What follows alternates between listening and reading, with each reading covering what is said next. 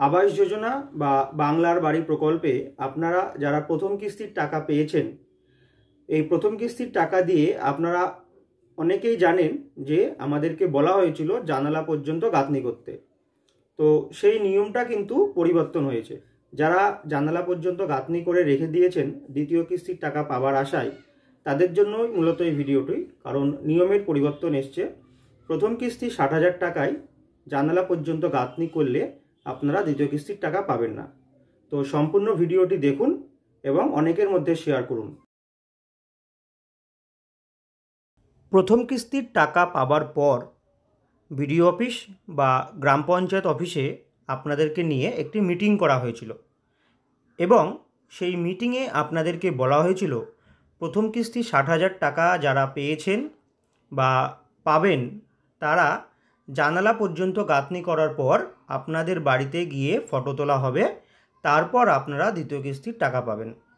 তো সেই নিয়মটা কিন্তু পরিবর্তন হয়েছে।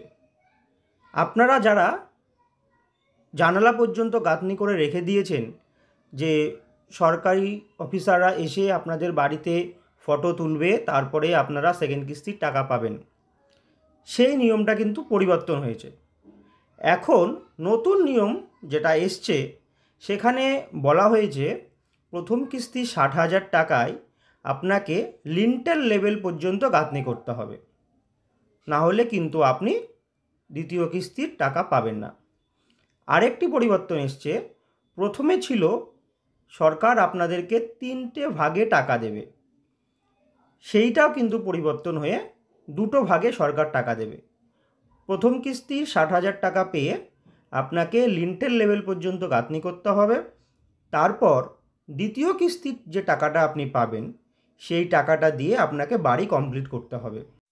যারা এখনও পর্যন্ত এরকম উইন্ডো লেভেল বা জানালা পর্যন্ত গাঁথনি করে রেখে দিয়েছেন তাদের উদ্দেশ্য বলবো, আপনারা যত তাড়াতাড়ি সম্ভব আপনাদের বাড়িটিকে লিন্টেল লেভেল পর্যন্ত কমপ্লিট করুন।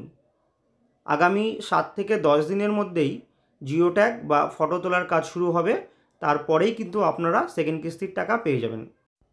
এইটুকুই ইনফরমেশান আপনাদেরকে দেওয়ার ছিল।